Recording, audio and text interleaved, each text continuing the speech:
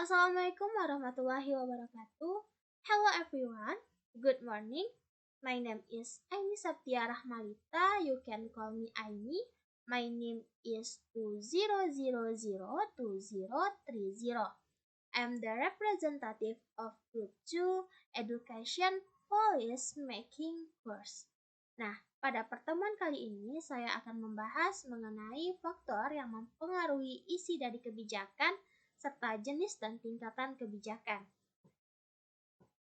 Nah, sebelum kita masuk ke dalam faktor-faktor yang mempengaruhi isi dari kebijakan beserta jenis dan tingkatannya, alangkah baiknya kita mengetahui terlebih dahulu apa itu kebijakan. Nah, kita ambil kesimpulan dari pertemuan kita pada minggu kemarin mengenai kebijakan. Dapat saya simpulkan bahwa kebijakan ini merupakan serangkaian keputusan yang dijadikan satu pedoman dalam melakukan tindakan yang dituangkan dalam suatu aturan tertulis. Nah, kebijakan diperuntukkan untuk orang banyak atau berdampak bagi orang banyak yang mana di dalam kebijakan ini ada aturan yang bersifat mengikat dan memaksa. Nah, kemudian ada 4 elemen utama dalam kebijakan publik, yaitu yang pertama ada input. Adalah hal-hal yang mempengaruhi kebijakan publik seperti manusia, pengetahuan dan teknologi, informasi, serta nilai-nilai yang berlaku di dalam masyarakat. Nah, yang kedua ada tujuan atau goals. Merupakan arah dari suatu kebijakan yang ingin dicapai oleh pembuat kebijakan. Nah, yang ketiga itu ada perangkat atau instrumen, yaitu alat-alat yang digunakan dalam menjalankan suatu kebijakan. Nah, yang terakhir, yang keempat itu ada dampak, yaitu hasil yang diperoleh dari suatu kebijakan, baik itu yang diinginkan maupun yang tidak diinginkan. Nah, keempat elemen utama inilah yang menjadi dasar yang menentukan bentuk-bentuk kebijakan publik yang diterapkan.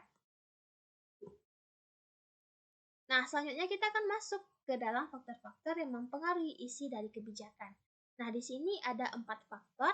Yang pertama, ada tekanan-tekanan dari luar. Nah, pembuatan kebijakan atau keputusan harus memenuhi tuntutan atau tekanan dari luar, meskipun pembuatan kebijakan ini melakukan pendekatan yang rasional. Tetapi proses dan prosedur pembuatan keputusan atau kebijakan ini tidak dapat dipisah dari dunia nyata. Sehingga dengan adanya tekanan dari luar, maka dapat berpengaruh terhadap proses pembuatan keputusan. Nah, yang kedua ada kebiasaan lama atau konservatisme.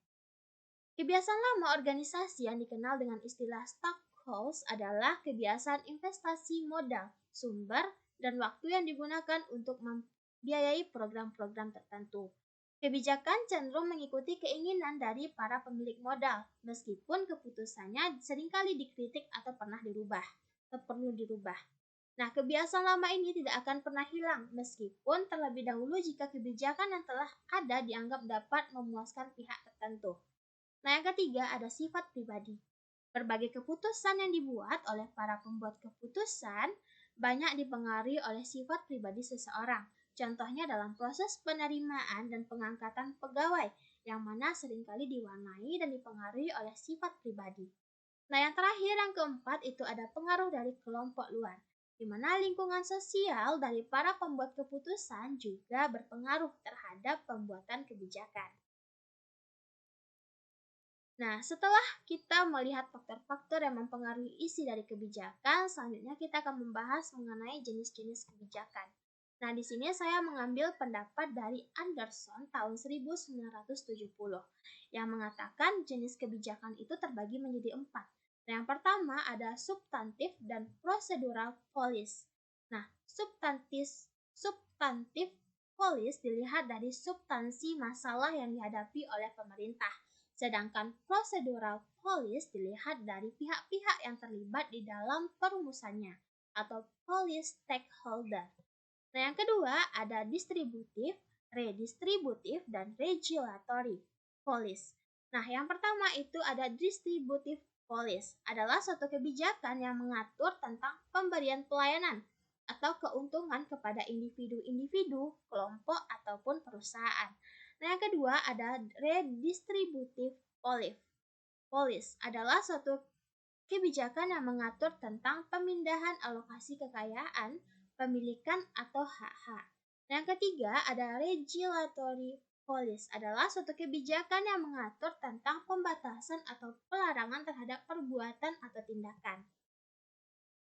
Nah, yang ketiga ada material policy, adalah suatu kebijakan yang mengatur tentang pengalokasian atau penyediaan sumber-sumber material yang nyata bagi penerimanya. Nah, yang terakhir, yang keempat itu ada public good dan private good policy. Nah, yang pertama itu public good policy adalah suatu kebijakan yang mengatur tentang penyediaan barang-barang atau pelayanan-pelayanan oleh pemerintah untuk kepentingan orang banyak.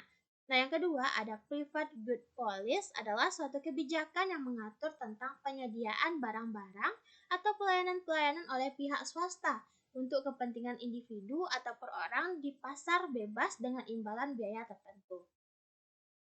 Nah, setelah jenis-jenis tadi, selanjutnya kita akan membahas tentang tingkatan-tingkatan dari kebijakan. Nah, di sini saya mengambil pendapat dari Said Zainal Abidin tahun 2004 mengatakan bahwa tingkatan dari kebijakan itu terbagi menjadi 3. Nah, yang pertama ada kebijakan umum atau strategi, di mana tingkatan kebijakan umum merupakan tingkatan yang lingkupnya berupa penggarisan mengenai masalah-masalah makro strategis guna mencapai idaman atau tujuan nasional dalam situasi dan kondisi tertentu. Contohnya, peraturan dari undang-undang. Nah, yang kedua ada kebijakan manajerial, di mana kebijakan manajerial ini merupakan penggarisan terhadap suatu bidang utama pemerintahan. Nah, kebijakan ini adalah penjabaran dari kebijakan umum guna untuk merumuskan strategi, administrasi publik, dan prosedur dalam bidang utama. Contohnya, surat edaran dari menteri. Nah, yang ketiga ada kebijakan teknis, yang mana kebijakan teknis operasional merupakan penggarisan dalam suatu pabrik dari bidang utama di atas dalam bentuk prosedur serta teknik untuk mengimplementasikan rencana, program, ataupun kegiatan. Nah, wewenang pengeluaran kebijakan teknis ini itu terletak di tangan pimpinan eselon pertama, Departemen Pemerintahan, dan pimpinan lembaga-lembaga dan departemen. Baiklah, cukup sekian materi yang dapat saya sampaikan. I hope the material presented can be useful. Thank you.